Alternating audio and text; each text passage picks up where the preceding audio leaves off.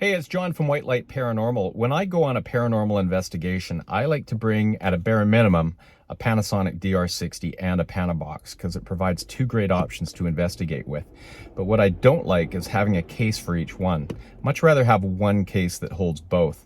So if you've got one of each of these and you want to make your own case, I'm going to make a recommendation of what case to buy. I'm going to show you how to modify it.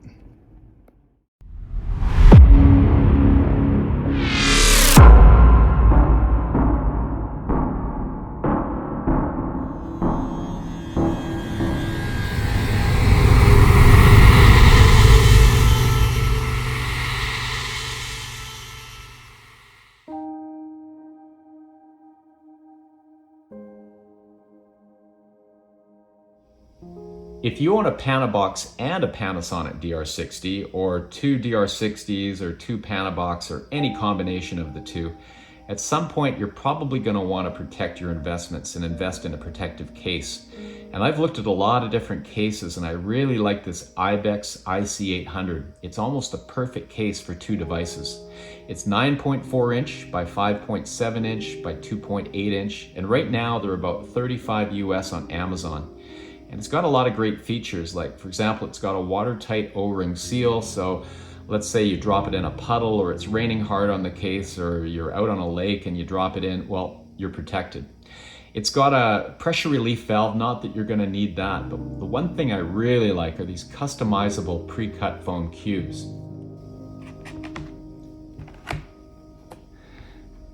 Now these cubes are about 3/4 inch by 3/4 inch, and you can pull them out in any combination, and then you can cut them down to size.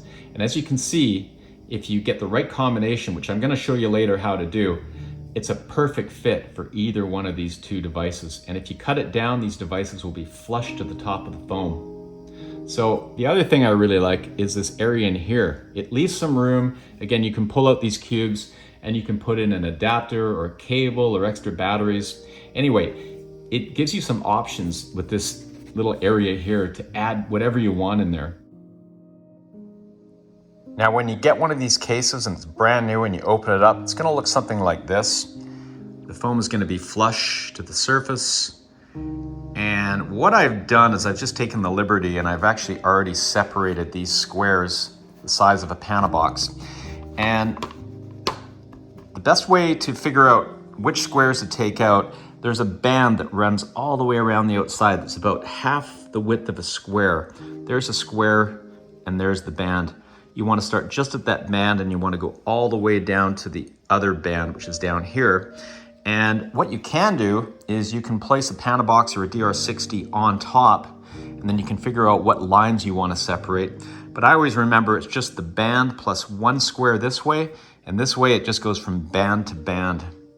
So when you separate that out, you're going to end up, and all you do is you just put your fingers in there and you just kind of wiggle them back and forth, and you'll be able to snap those foam pieces apart, and then you'll end up with a chunk that comes out like this, and it is the same size as a Panabox or a DR60.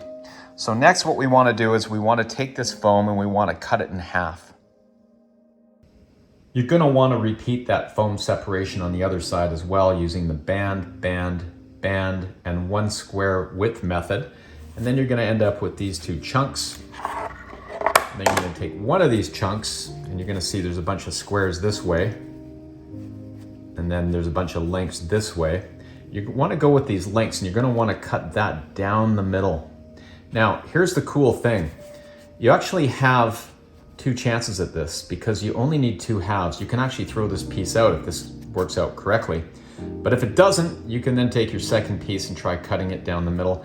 Now, I'm really lucky. I have a foam cutting machine at work. I own a props company and I use this to cut styrofoam, but it actually works really well on this foam as well. However, I doubt you have this sitting in your house. So what I've done on occasion, if I'm at home and I want to do this, is I simply just take scissors and watch your fingers.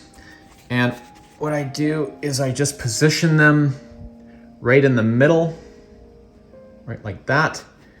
And then very carefully, watching your fingers, of course, is you want to cut through.